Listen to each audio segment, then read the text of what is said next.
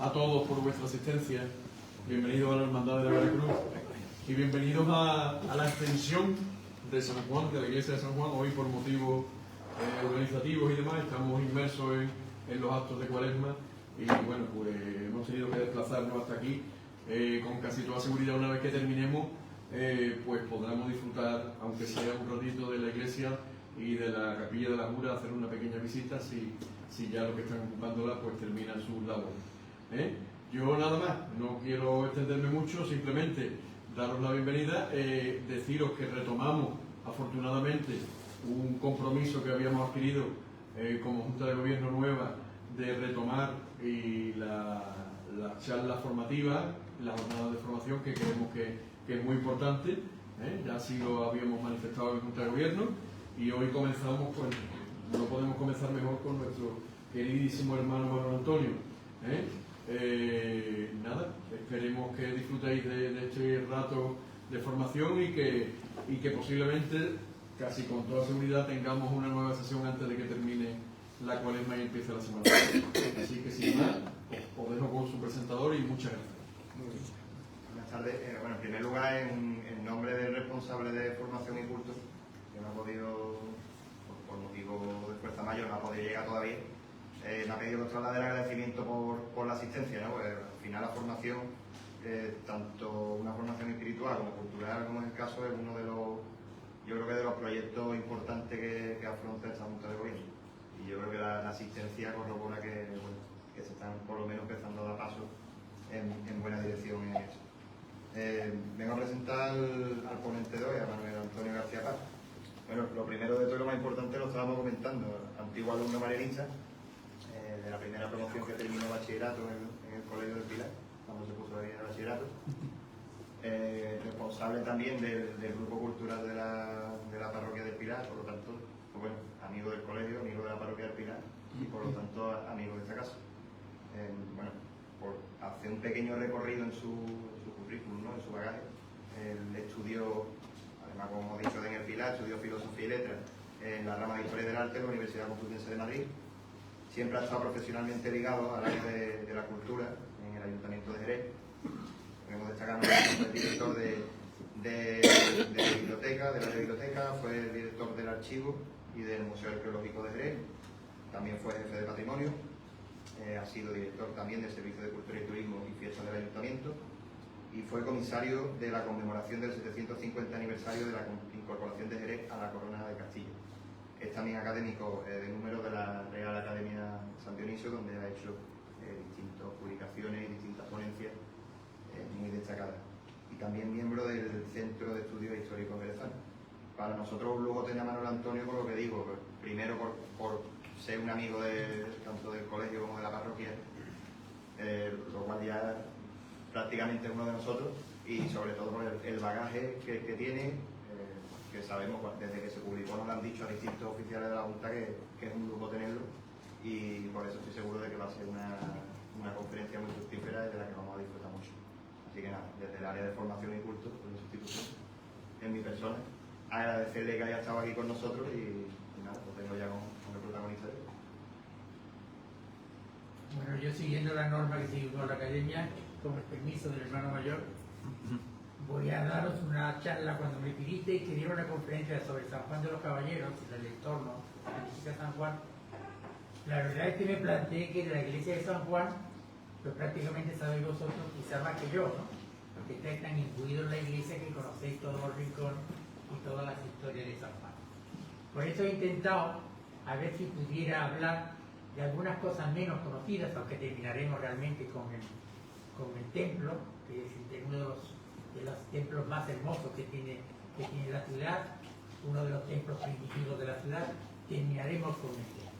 El único problema es que al pensar yo que lo íbamos a hacer en la iglesia, el recorrido por la iglesia estaba pensado indicando cada una de las partes, pero vamos a intentar solucionarlo aquí como podamos. Como previa, como introducción, se me ha ocurrido empezar quizá por los orígenes de nuestra ciudad para enmarcar lo que va a ser al final el Templo de San Juan. El Templo de San Juan es una consecuencia histórica de un proceso muy extenso que vamos a intentar. Con los nuevos descubrimientos últimos con las nuevas investigaciones, hay que retrasar en el tema del origen de la ciudad de Jerez, hay que retrasar la génesis de la ciudad por lo menos al siglo VIII. El origen de Jerez es un origen muy debatido, polémica de todas clases, de todo color, desde siempre. Y hay fundamentalmente varias hipótesis. Historiadores que se inclinan hacia una hipótesis o hacia otra. Jerez procede, en una primera hipótesis dirían, que Jerez procede y está situado en el solar de la romana Jerez o Cerit. Esta es una tesis ya clásica, ¿no? Y que se enfrenta a los que defienden una fundación islámica. Por lo tanto, tesis tradicional, tesis clásica. La segunda tesis de los orígenes de la ciudad sería que Jerez es un producto de una evolución de una población hispano-romana de nombre desconocido y en realidad de poca relevancia, colonizada por los musulmanes, es verdad, a partir del año 711, que ya sabéis que es cuando los norteafricanos invaden la península, ¿no?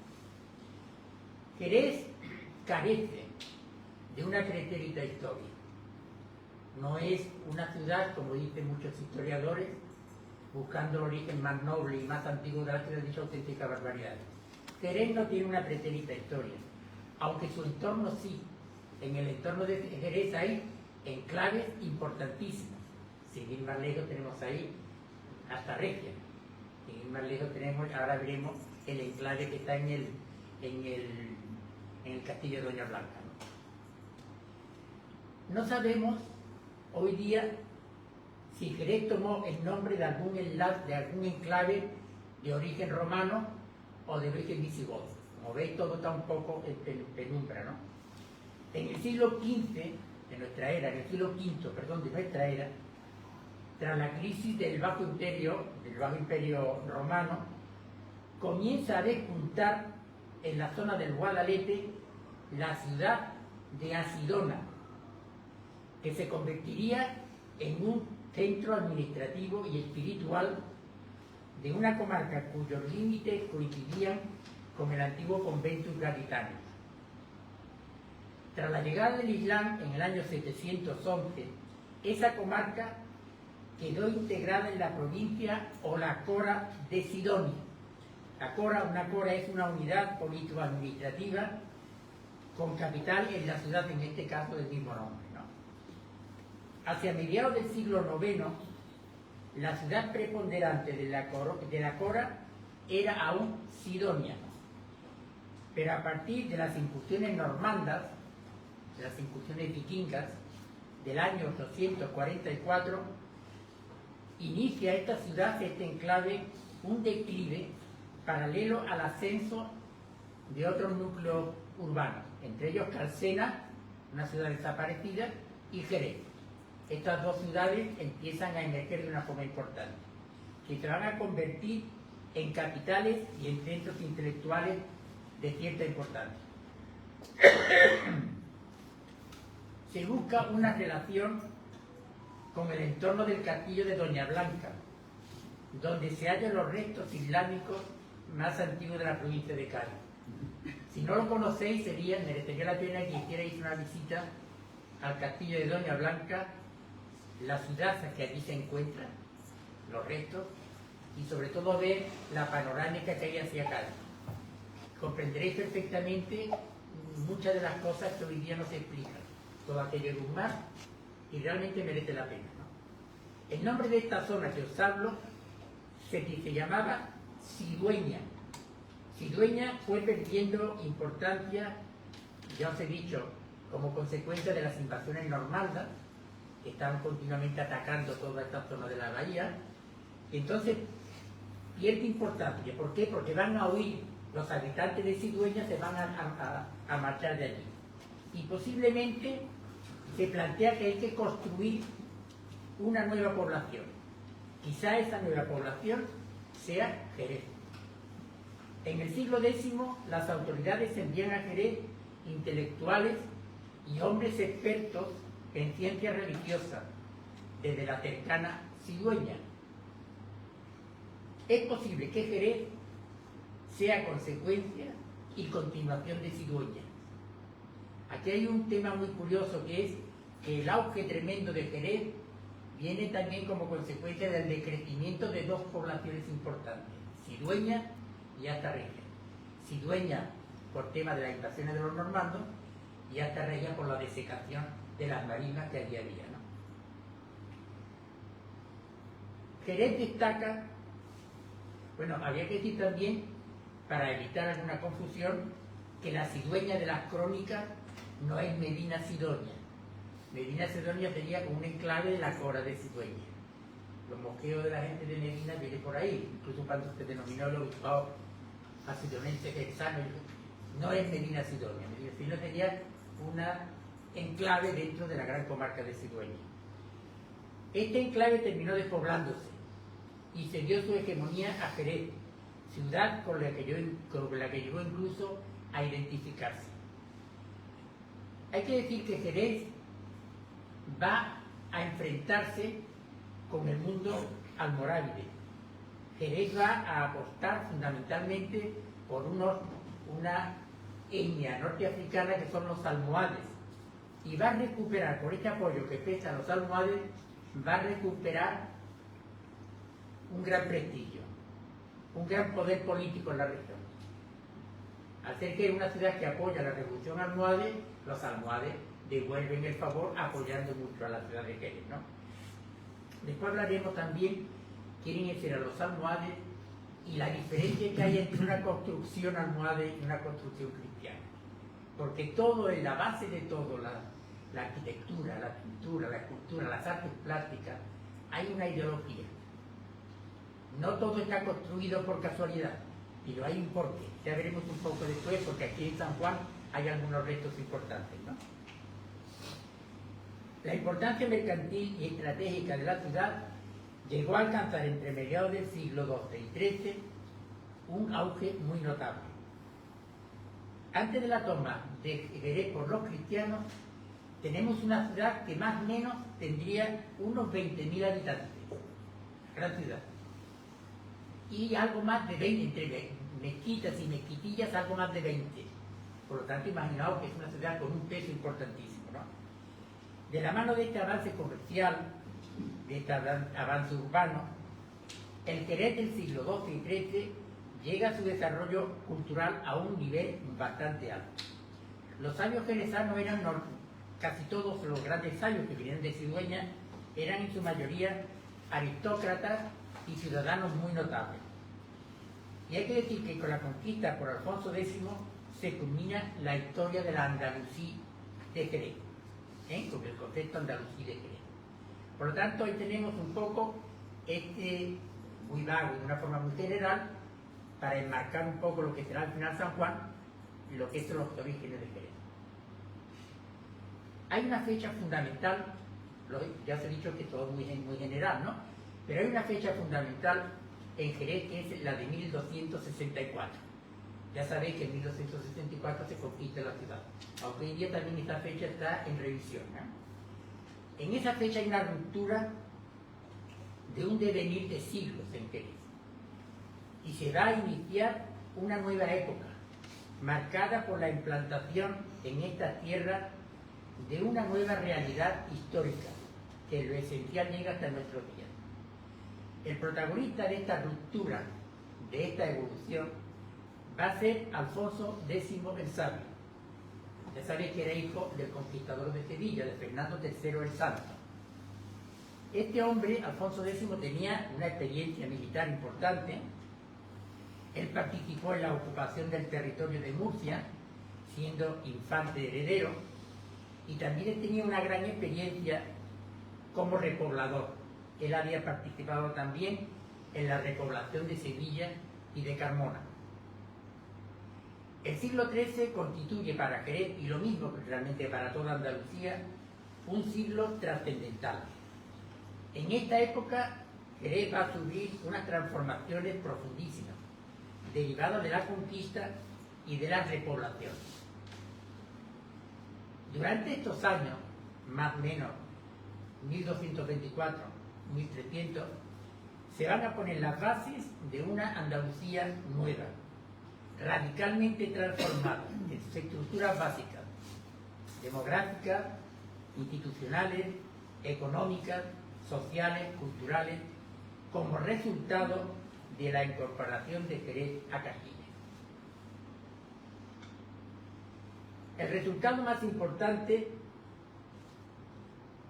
sería el desarraigo de una formación social, la islámico-andalusí, y por otra, la cristiano-europea, representada por los repobladores.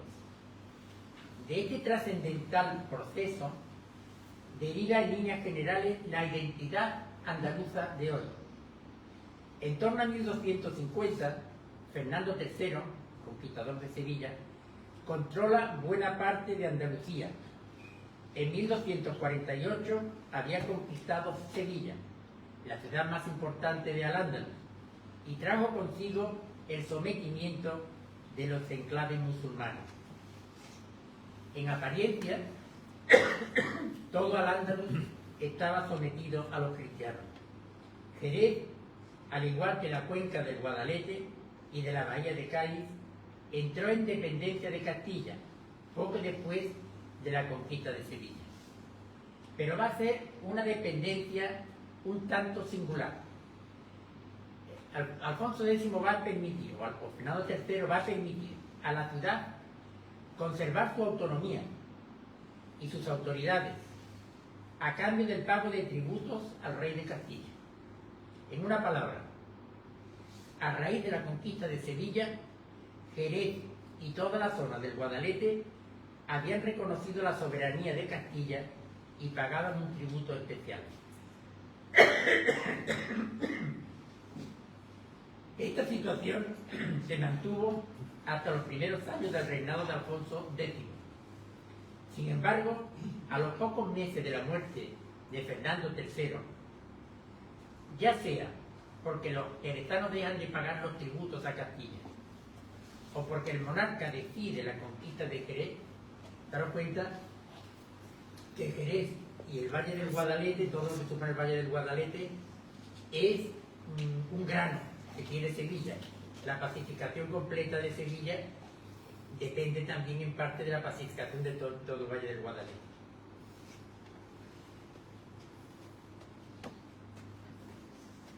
Jerez fue sitiada por un ejército castellano en esa época.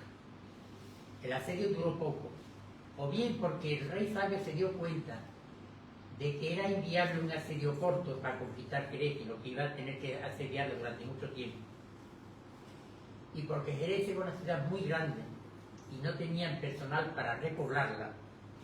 Daros cuenta que Sevilla en esta época todavía no había terminado su repoblación, entonces no tenía Alfonso X posibilidad de repoblar Jerez, no tenía gente, ¿no?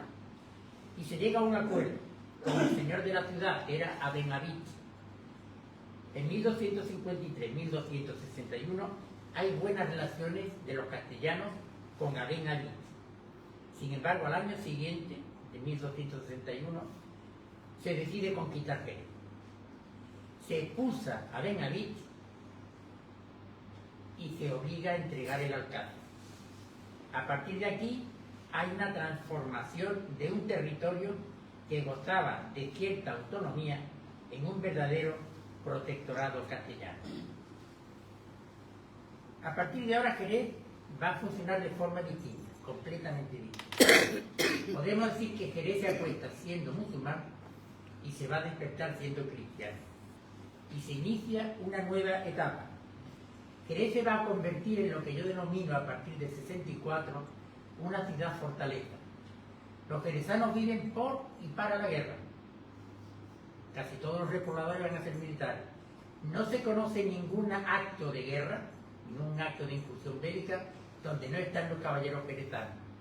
Famoso realmente, que hay un dicho que dice que los caballos de Jerez son tan ágiles y veloces que sus yeguas parece que han concebido del viento. Entonces casi todas las ciudades que estaban en peligro pedían a los jerezanos su intervención. También hay un dicho que viene de otro, que dice juego de manos, juego de perezano. Yo creo que Jerez es una de las ciudades más brutas que ha existido, sobre todo en esta época, ¿no? Nada más recordar lo que eran los juegos de caña y los torneos en la Plaza de la Arenal. Siempre había muertos, era juego, pero siempre había alguien que moría, ¿no? Incluso los reyes católicos vienen a acabar con el problema de las banderías, familias enfrentadas contra familias. Dicen las actas capitulares que las calles de Jerez parecían ríos de sangre. Los reyes católicos vienen especialmente a acabar con la bandería.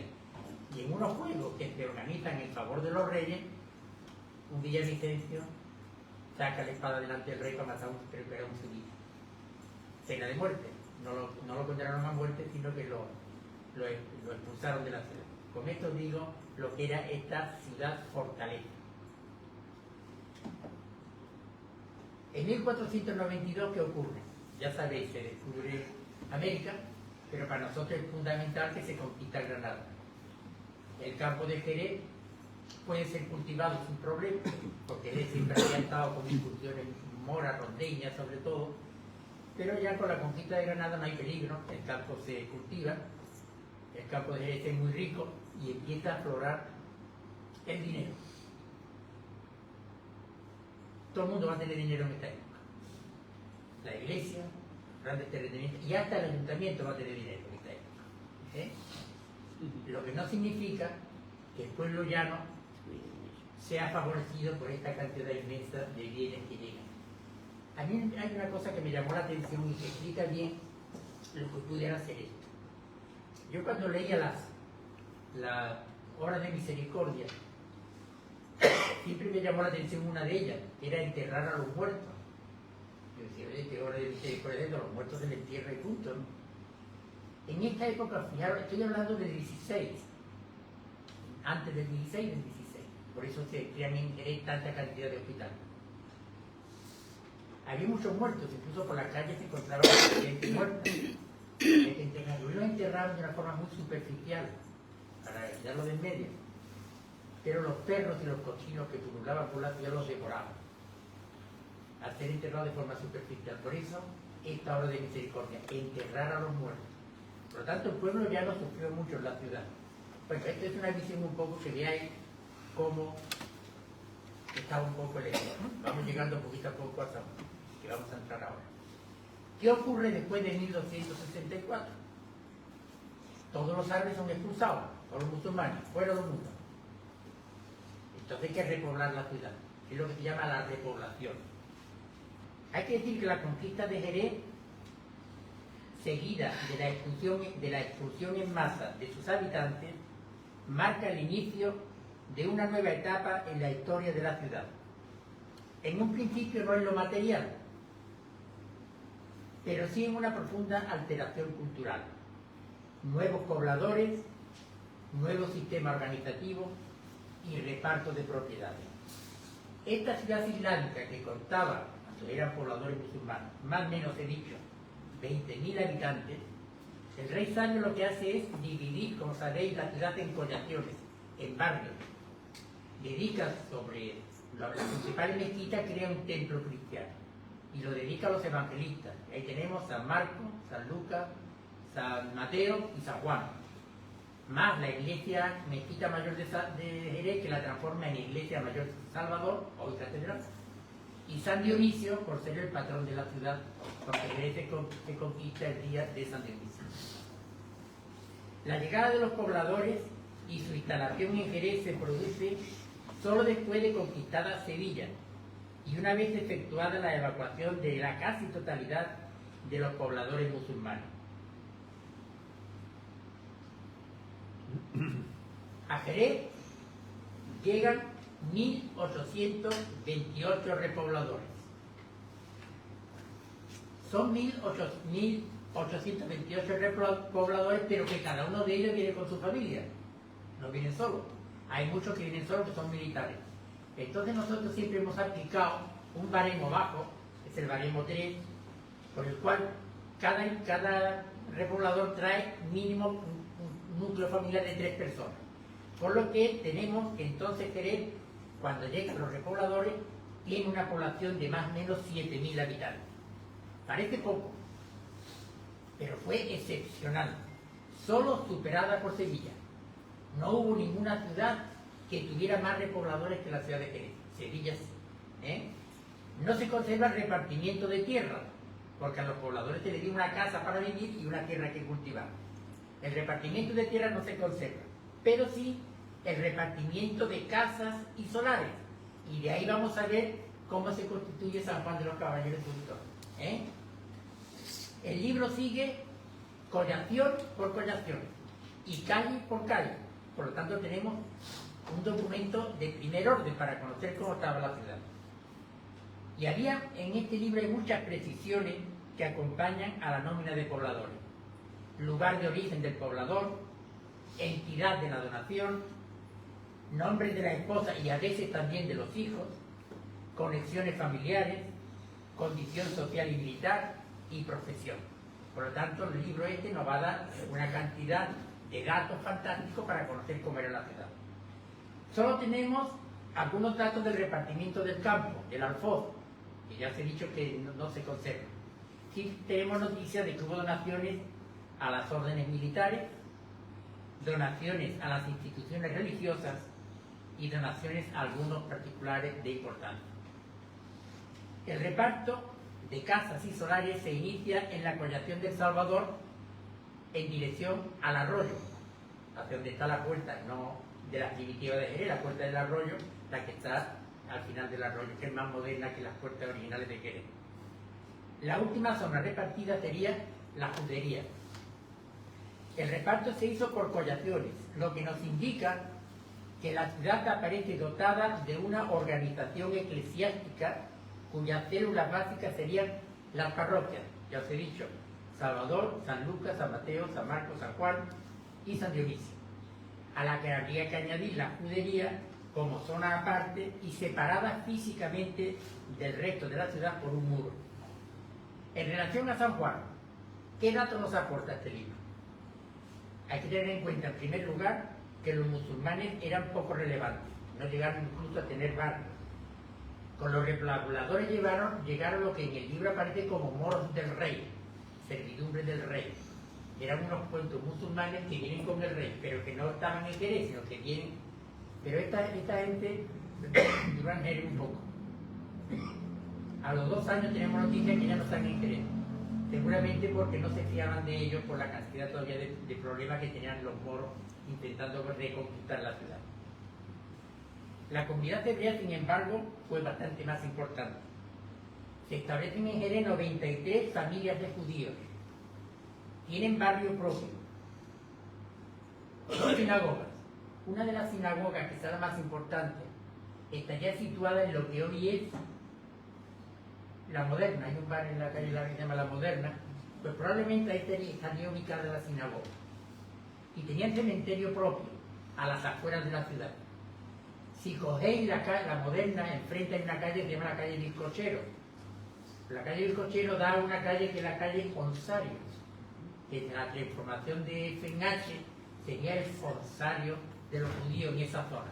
Por tanto, ahí tenéis el esquema de Jerez con las collaciones y con la judería, como digo, que es aparte, ¿no?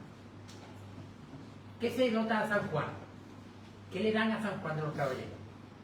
5 casas buenas, casas importantes, 266 casas medianas, 54 casas pequeñas, 10 corrales y almacenes, una bodega, un establo, 3 huertas y 2 mezquitas.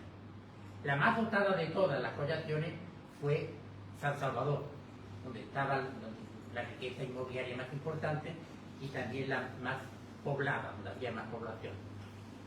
La población de San Juan tuvo 274 vecinos, solo superadas por El Salvador y por San Dionisio.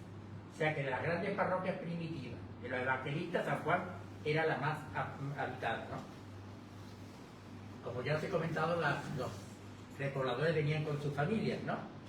Y de un total de más o menos, como he comentado, 7.000 habitantes, San Juan de los Caballeros tendría 822. Importante, 822 vecinos de una población global de 7.000, pues está estupendamente, ¿no? mucho más que ahora, seguramente. ¿Y cuál es la procedencia? Que también tenemos los datos, hemos sacado los datos. ¿De dónde proceden esta gente? Sobre todo de Castilla la Vieja, 307, de León, 155, de Castilla la Nueva, 137, sumando las dos Castillas es abrumador el número importantísimo que viene procedente de Castilla. Por dato curioso, había algún portugués, algún francés, algún italiano y algún inglés perdido por ahí, pero que también estaban dentro de la Castilla. ¿Cuál era la estructura social de lo que podemos hablar de la colección de San Juan? Había muchos militares. En San Juan había 5 caballeros del feudo, de Hidalgo, 35 caballeros ciudadanos y 7 que eran de otros oficios distintos. El elemento eclesiástico también tenía su importancia. En clero secular, a San Juan se le concedió 3 clérigos, todas las collaciones iguales, 3 clérigos a todos, menos al Salvador, 8 clérigos y curiosamente a la capilla de Santa María la Real del Alcázar, 4 clérigos. La capilla de Santa María la Real del Alcázar la llenó el rey de privilegios. Incluso cuando se conquista Jerez, entran en procesión en esa capilla que fue transformación de una mezquita. ¿Cuál fue la estructura profesional? Esto es interesante. En una ciudad poblada de guerreros y campesinos, el 8,59 de profesionales es suficiente para cubrir las necesidades de Jerez. Y en San Juan se concentró fundamentalmente los profesionales dedicados a la alimentación. La alimentación era lo típico de la proyección de San Juan de los Caballeros. Los mudéjares, la nómina es breve, pero en San Juan se asentaron 7 mudéjares. Incluso tenemos los nombres, no los traigo porque son nombres árabes y no vaya a quedar con que, pero hay 7 mudéjares. Y los nombres más habituales, con una diferencia abismal, en hombres, Domingo y Juan, y en mujeres, María y Marina. Son los nombres más conocidos. Vamos a pasar a otro tema. Bueno, yo creo que vamos introduciéndonos un poco en lo que yo pensaba que pudiera ser interesante como planteamiento introductorio a lo que va a ser después el tema. Pero hay un tema interesante. Vosotros sabéis que la hermandad, nuestra hermandad, viene ligada tremendamente a un convento. Pues vamos a hablar algo de los conventos, muy brevemente, para entrar después en lo que se habla. Podemos decir que durante el siglo XVI, el siglo XVII, parte, Jerez podía ser definida como ciudad-convento. Así como Sevilla se le denominó la Civitas Dei, la ciudad de Dios, tantas iglesias, tantos conventos, Jerez podríamos decir que es Jerez ciudad-convento. La iglesia, y en especial la vida monástica, tiene un auge extraordinario. Un desarrollo tal que las instituciones eclesiásticas incluso comenzaron a oponerse a la fundación de nuevos conventos. Hasta aquí hemos llegado. Aquí ya no se funda más conventos porque es que ni cabemos, ¿no? Frente a una población seglar con un crecimiento bastante lento, hay una población religiosa que no acaba de aumentar, quedando cubiertas con creces las necesidades religiosas de los jerezanos. El impacto de los conventos en el entramado urbano es evidente. El tamaño de estos establecimientos era muy diverso, pero todos necesitaban una serie de dependencias mínimas que podían comprender la iglesia, uno o varios claustros. Ahí tenéis el ejemplo de los claustros de Santo Domingo, que tenemos la suerte de tener los 3 claustros que se pueden visitar: el claustro grande que todos conocéis, el claustro de la enfermería y el claustro de los novicios. 3 claustros del mismo convento, con más de 300 frailes el convento, incluso con una universidad. Los dormitorios, el refectorio, la zona de trabajo, el huerto, el cementerio. Y esto llevaba consigo que tenían que ocupar una parcela de muy grandes dimensiones. Si se fundaba en el extrarradio no había mayor problema, mayor campo, espacio había, ¿no? En caso de la fundación en el interior, el espacio siempre resultaba insuficiente. Jerez, hay que decir, ciudad-convento.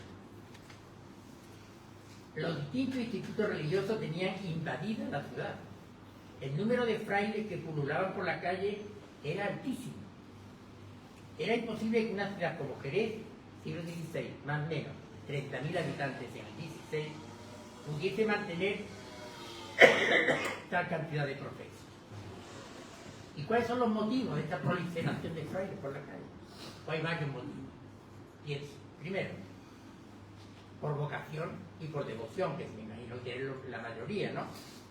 Mucha gente. Tenemos constancia de muchas personalidades religiosas en la ciudad, sobre todo en el convento de Santo Domingo. Otra salida sería para aquellas personas que no podían de otra forma acceder a un estatus social alto. Entonces entraban en el convento. Recordar el caso de las doncellas que tenían un desencuentro amoroso, con un problema, al convento.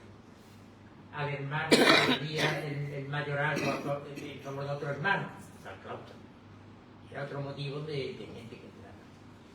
Otro curioso, los que querían dedicarse a su pasión, que era el estudio. Daron cuenta que solamente podían estudiar en esta época los que tenían una posibilidad económica. ¿Y otros cuáles son? Los que creaban los conflictos. Los que profesaban simplemente por tener asegurada la comida. Su comportamiento, la mayoría de esta gente dejaba mucho que desear y a menudo saltaba el escándalo. O bien por una devota embarazada, o que se pasaban de copas, y algún fraile recibía palitas por cualquier discusión.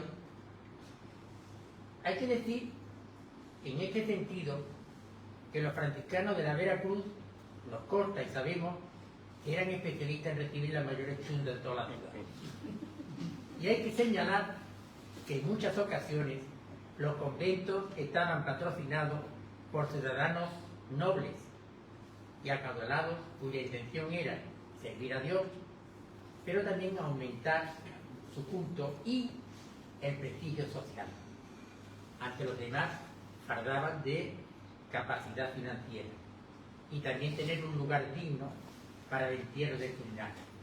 Por ejemplo, el caso de Álvaro Roberto de Valeto, que como veis, al paréntesis muy cerquita de aquí estaba la casa que se creía que era de Álvaro Roberto de Valeto, toda la leyenda se lo dice, aunque todos sabemos que la casa de Álvaro Roberto estaba en la plaza de Platero. Dentro de este esquema de convento, el convento de Veracruz, que es el que más nos interesa. La cofradía de la Veracruz se fundó en 1542 en el Hospital de San Pedro, pero a los pocos años construyeron un monasterio en lo que entonces era una zona de huertas y hoy es el arranque de la calle Medina. En 1559 llegó a ocuparlo y servir de capellanes a la hermandad de una comunidad de terciarios franciscanos. Después de varias sustituciones, permanecieron entre pleito y pleito con la cofradía hasta que fueron exclaustrados en 1835. Las dependencias fueron enajenadas, si bien la iglesia permaneció abierta al culto como sede de la hermandad. La Junta Revolucionaria Local, surgida tras la Revolución de 1868, ordenó el cierre de la iglesia y su derribo. Hoy no queda prácticamente nada. Su localización ya la conocéis, estaría donde está hoy día el Teatro Villa Marta y la Plaza Romero Martínez, donde está Correo. Ese sería el enclave del convento de la Veracruz. Todavía queda algo, parece ser, algún resto de tendencia secundaria en lo que fue el albergue de San Álvaro, que está en la calle Bodega. Ahí todavía parece que hay algo de lo que fue algo de los restos del convento de Veracruz. La cofradía recuperó parte de lo que había en el convento, sobre todo el soberbio Cristo de la Esperanza, que ya lo veremos después, para quedarse ahí embobado tiempo. El San Juan, también que está en la hermandad. La Inmaculada del Retablo Mayor, que está en la sacristía del convento de Santo Domingo, magnífica, una talla de madera espléndida. El retablo de Ánimas, que está en la catedral, aunque aquí en la capilla de San Judas está en el resto de madera del marco, por así decir, del retablo. Y el relicario del Lignum Crucis, que está en la iglesia de San Miguel. Eso pertenecía al convento y creo que en principio debería de tener la hermandad. El relicario que lo estudió Pilar Nieva en un libro muy interesante que se llama Plata y Platero de la iglesia de San Miguel, catalogó todos los fondos y lógicamente catalogó también el relicario que está en plata de su color, está sobredorada la corona, una corona que no es muy normal que un relicario tenga una corona, pero seguramente la corona es por la dignidad de la reliquia que tenía el relicario, ¿eh? Y tiene una leyenda: todo perece, solo la virtud permanece. Y también en el pie del relicario aparece Juan Gaspar de Cañas Trujillo, fue patrono de San Juan y que donó esta pieza a la cofradía de la Veracruz en 1749. Por lo tanto, una reliquia que yo creo que debería de estar ahí. Nos metemos a San Juan de los Caballeros para terminar. Yo creo que lo que he hecho un poco de forma general es marcar un poco lo que va a hacer San Juan. San Juan es una iglesia un tanto escondida, es difícil llegar, no tiene como otra que tiene una visión espectacular, no, está a otras manos, esta es calle tortuosa, no es calle vieja, me da mucho coraje que hablen de calle vieja o de Jerez viejo, me gusta hablar de Jerez antiguo, porque tiene una trama urbana que es una maravilla, ahora veremos de un ejemplo. Pero que de todo es uno de los templos más hermosos de la ciudad. Es un milagro que realmente esté con vida. Eso realmente cuando uno lo piensa dice, ¿no es posible que San Juan de los Caballeros tenga vida, no? En 1939 el Cristo del Amor está aquí, en la hermandad que está en San Juan, le volvió a dar de alguna forma vida al barrio, a la iglesia sobre todo, y en los años 60 llegará a la Veracruz, ¿no? Que por cierto es la más antigua de penitencia que existe en Jerez. En mayo de 1981, todos tenéis presente, cayó un rayo, destrozó la torre, entonces estuvo la iglesia cerrada durante 5 años. En esos 5 años hubo un expolio bastante grande. Yo recuerdo haber venido a la iglesia con miedo de que se lo llevaran todo y con riesgo de nuestra propia vida, por así decir, retiramos todo lo que pudimos, no debo saber. Yo retiré San Juan, el San José, el retablo de sol de la sacristía, la mesa de altar, todo me lo llevé. Y lo deposité en una iglesia de aquí de Jerez. Al final volvió el San Juan, volvió San José, el retablo de sol y la mesa no me la quisieron devolver porque tenía que salir a gastar dinero en restaurarla, por lo tanto están en el templo donde se ve. Por lo tanto es un milagro, ¿no? Desde entonces la Veracruz mantiene abierto el templo, realmente con un mimo y un cuidado digno de toda consideración. Creo que es una hermandad, no porque yo sea, tampoco soy un hermano que está muy vinculado, muy enraizado en la hermandad y hago muchas cosas, ¿no? Pero digna de ejemplo de cómo tiene que ser una hermandad, cómo cuidan el templo. Y gracias a la hermandad el templo está abierto, vivo, y nada más que si vamos a la iglesia, cómo está, que da gusto ver, da gusto entrar ahí y verlo, ¿no? Es una de las parroquias, como digo, primitivas de la ciudad, creada por Alfonso X el Sabio.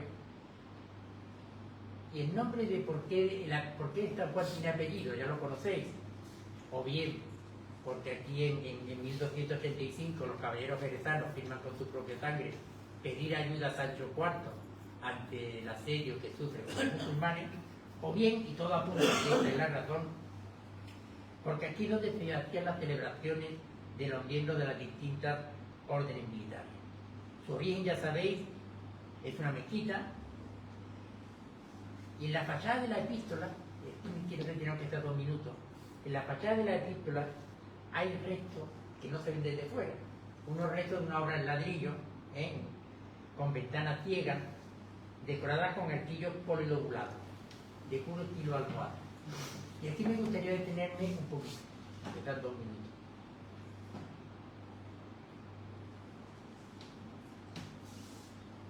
Las mezquitas, en general, son edificios construidos en ladrillo, y muchas veces ladrillo vasto.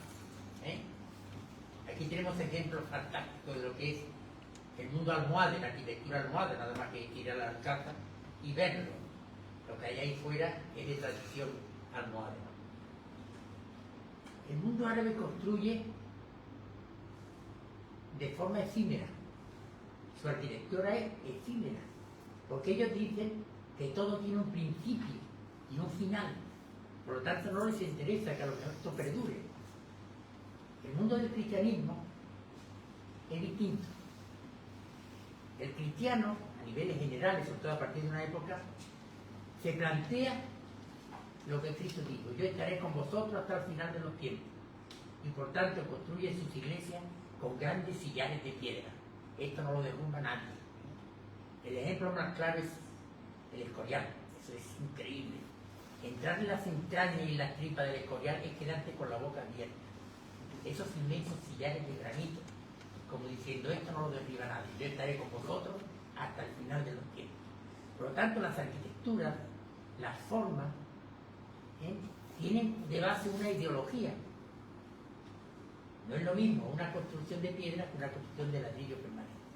Por lo tanto, lo que tenéis ahí fuera son los restos de esta arquitectura almohade, que por otro lado eran ayatolas religiosos, eran radicales religiosos. Pero eso sería cuestión, no, tampoco quiero entenderlo mucho, ¿no? Y otra cosa también que aprovecho para deciros, que lo veremos en la iglesia: si es importante el material de construcción, importantísimo y fundamental también es la luz que tienen estos edificios. La luz. Dicen que la oración favorece la penumbra del templo.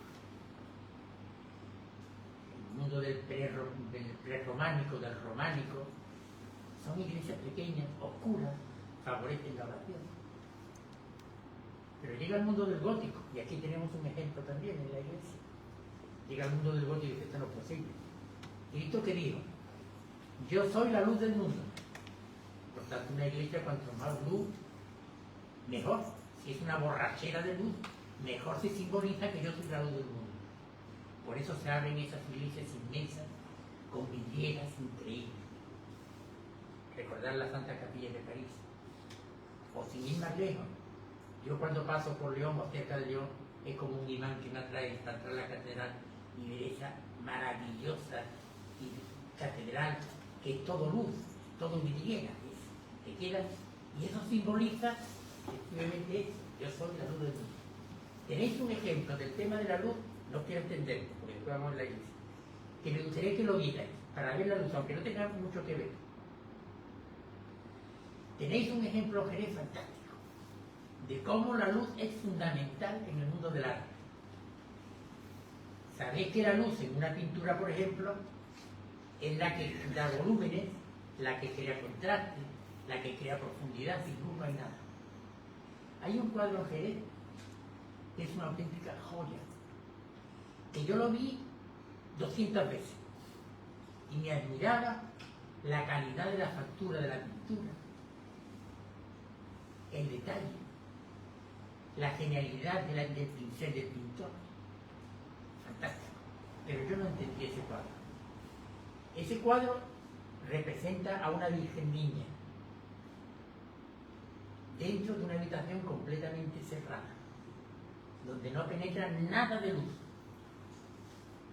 Y sin embargo el cuadro tiene una luz increíble, hasta que lo comprendí, en el Tartaro de los Gallimos. Es que la luz era la propia Virgen, es la Virgen Niña de Zurbarán, que está en la catedral. No hay luz por ningún lado. ¿Por qué? Porque la luz es ella, y ella ilumina la escena, y al iluminar ella la escena, todo cambia, todo es vida, todo es volumen, todo es profundidad. Por lo tanto, aunque esté un poco de mal lo que he dicho, siempre que veáis algún sitio, ves materiales de construcción, ves la luz, y se os abrirá un mundo entero de estética, de visión, de disfrute de las cosas. Bueno, me estoy guiando de una forma. Vemos la iglesia, la fachada principal. La traza es de mediados del siglo XVI, cuando era hermano mayor, esto lo sabéis seguramente, Francisco Rodríguez, que estaba a las órdenes de Hernán Ruiz II. La torre, también lo sabéis, es de Antón Martín Calafate, es de 1654-1653, y tiene en esa parte de la torre, hay muchas personas que dicen que es un mamarracho de torre, que es una mezcolanza de estilos, Yo creo que no es para tanto. La torre tiene su valor, tiene dos espacios distintos, pero incluso cuando entráis, es una cosa única aquí, entráis como en un pequeño templo griego, con sus tímpanos, sus cheslizos, sus metopas, es curiosísimo, ¿no? Por lo tanto tiene su valor y tal. La portada de la epístola es mediados del siglo XVI y la parte de la iglesia que peor está conservada, había que ahí darle, lo que pasa es que es tan costoso la restauración de este tipo de cosas, que es distinto. Y enfrente tenéis la entrada al convento de Santa María de Gracia. El convento se entraba por aquí, por la parte de la epístola, de la fachada de la epístola. Y hay una cosa curiosa de Santa María de Gracia que pertenece casi a San Juan, porque está al lado. Es curioso cómo en el 17 hubo una manifestación que fue casi un escándalo. Y es porque salieron en manifestación las monjas de Santa María de Gracia, que no fue una manifestación, es que se marcharon protestando contra las superiores, porque decían que en la clausura entraban hombres y bebían, jugaban a cartas y bailaban, y que ellas no estaban dispuestas. Entonces cogieron imágenes y se fueron, y estuvieron un año en la iglesia de la Colegiata. Por lo tanto es curioso porque incluso consta eso como un escándalo porque las monjas iban desnudas, entonces bailar los pies a las monjas pues tampoco eran niños. Bueno, por lo tanto, hay tres, Santa María de Gracia, tenéis la calle de las Siete Revueltas, que es una calle que simboliza perfectamente la trama urbana de Jerez, y para musulmanas, con calles pequeñas, tortuosas, pues ahí se representa muy bien esta trama fantástica de Siete Revueltas. O bien tenéis un poquito más para allá la Judería, a través de la calle Justicia, donde Jerez tuvo Chancillería antes de marcharse a Granada, y la Chancillería estaría donde hoy día está la Reparadora, ¿verdad? La de la calle Justicia, Reparadora, ahí estaría la Chancillería de Jerez, ¿no? En fin, se puede hablar de muchas cosas, el Palacio Carrizosa, que está ahí a tiro de piedra, relación con Villavicencio, lo que hoy día es la Fundación de la Lucha de Flamenco, ¿no? Todo un entramado tremendo de influencia de la Iglesia de San Juan. La portada del Evangelio, bueno, esto de Francisco Rodríguez, la de la epístola del Evangelio es hermana de la epístola, ¿no? Y la iglesia, y hacer un poco la imagen de la iglesia, comienza a construirse por el ábside, la maravillosa ábside, que veis, que siempre se habla de él, que tiene una bóveda, es del 15 o principio del 14, o finales del 14, o sea, que es de lo más antiguo que hay, con una bóveda de crucería y un espinazo central, con un nervio de dientes de tierra y las claves con piña de humo cargo. Alguna vez me han preguntado por qué el espinazo y el eje de la iglesia está curvo. ¿Y eso por qué? Mi opinión es, no fue una equivocación del maestro mayor de Oro, que ellos sabían perfectamente cómo construir. Mi opinión, ¿cuál es? Normalmente el templo y el baptisterio estaban separados, ¿no? Entonces cuando se construye la parte central en gótico, se intenta introducir el baptisterio dentro de la nave del templo. Y al introducirlo, lo que no tiene más remedio es que doblar el eje o el espinazo de la iglesia. Y yo creo que por ahí van los tiros de cómo, de por qué está curvo. Es una teoría, pero no estoy completamente equivocado, ¿no? Pero mi opinión es esa, ¿no? Se pensaba que el ábside del templo era el resto de la anterior mezquita. Ahí fue una equivocación grandísima, de una mezquita fundacional. Y los trabajos que se hicieron estuvieron siempre destinados y en función de reforzar el aspecto islámico del ábside, ¿no? Hasta que llegó Esteve y López en el siglo XIX y realmente transformó aquello. Se pegaron las entradas a las capillas laterales y se hicieron unas nuevas puertas, que la habéis visto, con un estilo muy árabe, muy islámico, muy mudéjar, ¿no? Incluso yo he leído el libro de Angulo Íñiguez, que es uno de los grandes catedráticos de historia del arte, que incluso aceptó que estas portadas eran originales, ¿no? Se retiró el retablo de la parte, bueno, ya sabéis que hay una parte gótica y una parte de renacimiento. Si vamos a la iglesia la veremos, eso lo conocéis vosotros, ¿no? El retablo se va a retirar, el retablo mayor de la cabecera, y se coloca donde hoy está, ¿no? El tramo gótico finalizado en 1504 y el de la nave se cierra en 1591, más o menos para que tengáis un poco la fecha. El primitivo retablo, no quiero dar muchos nombres porque digo, se nos olvida rápido, es de Fernando de Soto, En el centro está la Virgen de la Paz, en una obra de Nicolás de León de 1535, que está muy restaurada y que está flanqueada por San Pedro y San Pablo, que es lo normal en un retablo, ¿no? Está rematado todo por San Juan Evangelista, y sobre la mesa de altar hay una pequeña imagen, pequeña, del siglo XVII de Juan Bautista, ¿no? El púlpito, para ir un recorrido, es del siglo XVIII, proveniente del Colegio de los Jesuitas. La puerta a continuación se abre a un espacio que en origen fue la sacristía y luego funcionó como capilla funeraria de la familia de los Mirabal. A su lado la capilla de la cura. Ya hemos visto que ahí no se realizó la cura.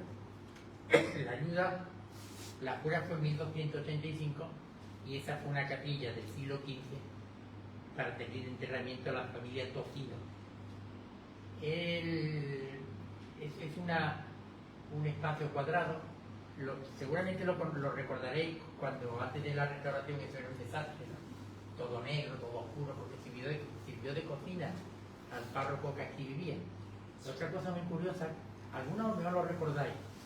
La iglesia de San Juan, yo lo recuerdo perfectamente, en el ábside, no sé si el cura o sacristán ponía aulas de jilguero y canario. Y yo recuerdo, ustedes en misa están los jilgueros y los canarios. ¿Te acuerdas de eso? Los canarios cantando. Parece una tontería, pero la verdad tenía su gracia, tenía su acento. ¿Cómo? Pero estaban en jaulas, y el sacristán puesto una jaula en el ábside. Por lo tanto, la capilla de los Tocinos, no es la capilla de la cura. Yo quiero, bueno, esto tiene un muy curioso, un arcosolio, esta capilla de la cura, llamada de la cura. Un arcosolio es un término arquitectónico, ¿no? Se aplica a un hueco que se abre en el muro, un hueco con abovedamiento, en forma de arco, que está sobre todo encaminado y usado como lugar de enterramiento. O sea que ese arcosolio te va a servir de guía estilística para las ventanas que se harían después, ¿no? En fin, por cierto, la capilla de la cura está magníficamente restaurada, ¿eh? Que conste, está de su muro puede quedar un crucificado, y sobre todo tenemos el Cristo de la Esperanza que preside el maravilloso ábside, ¿no? Fue donado por el duque de Medina Sidonia a la cofradía de la Veracruz en 1632. Como digo, es una soberbia. Se le ha atribuido a muchos escultores, a Juan de Mesa, a Felipe de Rivas, a Sebastián Rodríguez, a Andrés de Ocampo. Sea como fuere, está en la órbita de Juan de Mesa. Que no lo firme uno, no lo firme otro, es de tal categoría que lo podía haber firmado el mejor de los escultores. Es un Cristo muerto, pero es un Cristo extraordinario, ¿no? Y le trae dos lápidas funerarias realizadas en Tournai, en Bélgica, hasta 1430. No se ven mucho porque están detrás del altar, y en ellas están enterrados el matrimonio formado por Lorenzo Fernández de Villavicencio y Juana y Zacarías, y la otra por el hijo de ambos, Giraldo y Zacarías, que murió joven. Este Giraldo fue muy curioso, era un pirata. Se dedicaba a atacar a todos los barcos que había en la bahía, pero después se convierte en vigilante contra los piratas. O sea que de un pirata a vigilante contra piratas. Muy curioso, ¿no? Por lo tanto, son los dos lápidas que existen detrás del altar, ¿no? Enclaustrada en la pared está la lauda de Juan de Perea. No sé si tiene que ver algo con Miguel, está por ahí. Sobre el lienzo, el San Juan de la Virgen de Losada, que fue el que se retiró y se acabó otra vez, y la capilla de los Zarzanos. Voy a terminar simplemente con dos cosas porque todo esto lo conocéis. Zarzano, miembro de la familia Zarzano, tuvo un pleito, una polémica tremenda en el siglo XVII. Felipe de Zarzano y Espínola, que quiso erigir en Jerez la Real Maestranza de Caballería de Jerez. Narices quería que Jerez tuviera Real Maestranza. Méritos tenía, ¿no? Pero se encontró con la oposición de la nobleza tradicional de Jerez, los Ponce, los Riquelme, los Villavicencio. Y cuando leía eso, vi que no sabía, en una votación habían salido 10 afirmativos y 10 negativos, por lo cual no hubo Real Maestranza. A mí me extrañó porque los maestrantes juraron voto ante el Virgen de Consolación. Y se han jurado voto ante el Virgen de Consolación porque se elegí la Real Maestranza. Me fui a las originales, a actas capitulares, y leí las votaciones. Y había un capitular que se llamaba Antón Franco, que Hipólito Santos dijo que había votado negativamente y no. Antón Franco había votado afirmativo. Por lo tanto, ganó la Real Maestranza por 11-10. Jugaron voto ante la Guía de Consolación. ¿Qué ocurre aquí? Que aquí ocurre que había una lucha tremenda entre la nobleza tradicional, que tenía más que privilegio suficiente, sin ser maestranza que siendo maestranza, y la nobleza nueva, que era de Novel, que había venido de fuera, que no tenía el caché de lo tradicional, pero sí tenía el dinero. Y ahí es donde encuentra este problema. Bueno, Puente Felipe de Tarzana y Espínola es de la familia del que está aquí enclastrado en la iglesia, ¿no? Vamos a ver, ¿qué más cosas? La Virgen de Nuestra Señora de las Lágrimas, que conocéis Antonio Eldava, es una capilla completamente nueva, eso no es, eso es, la hizo, prácticamente la hizo Teo López hizo la. En fin, ¿qué más cosas puede decir? Bueno, lo que está en el Sagrario, donde está la escultura de San Cristín y San Crispiniano, no sé si sabéis, el patrono de los zapateros, lo tenéis ahí en el Sagrario, que aquí seguramente es donde se reunirían los caballeros de la orden religiosa. La capilla Sandina,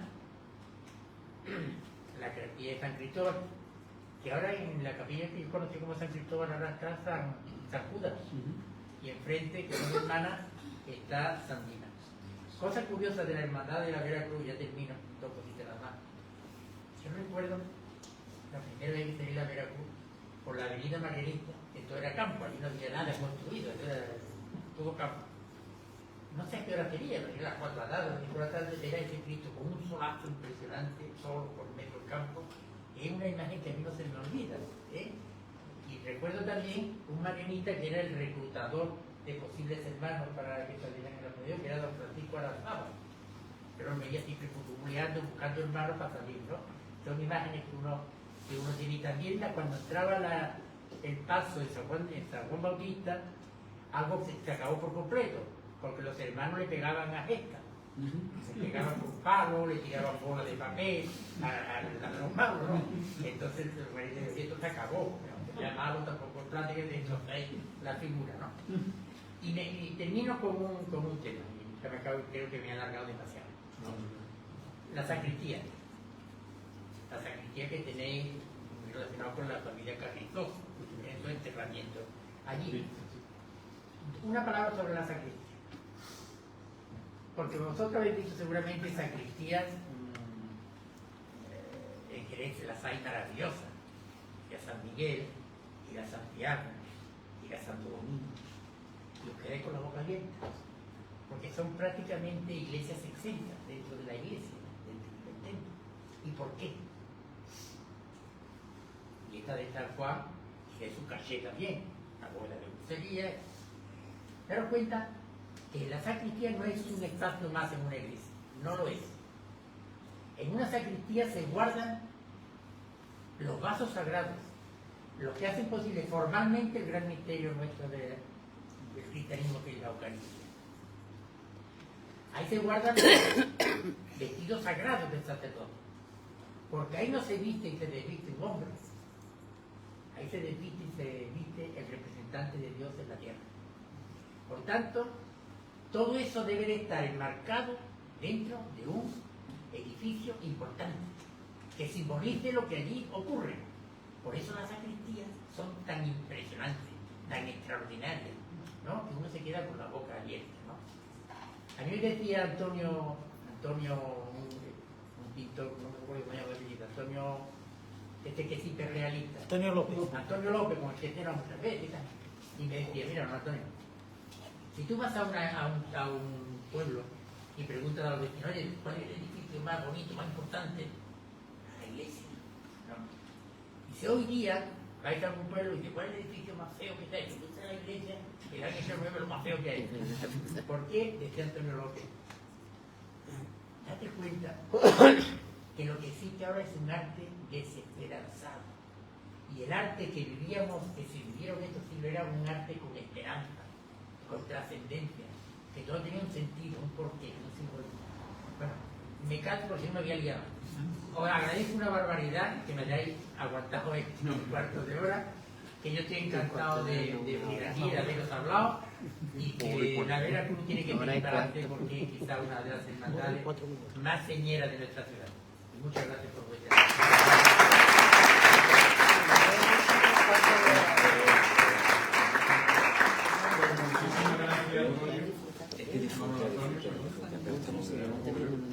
y vamos a pasar, si acaso, y vemos de lo que nos ha estado hablando. Muchas gracias.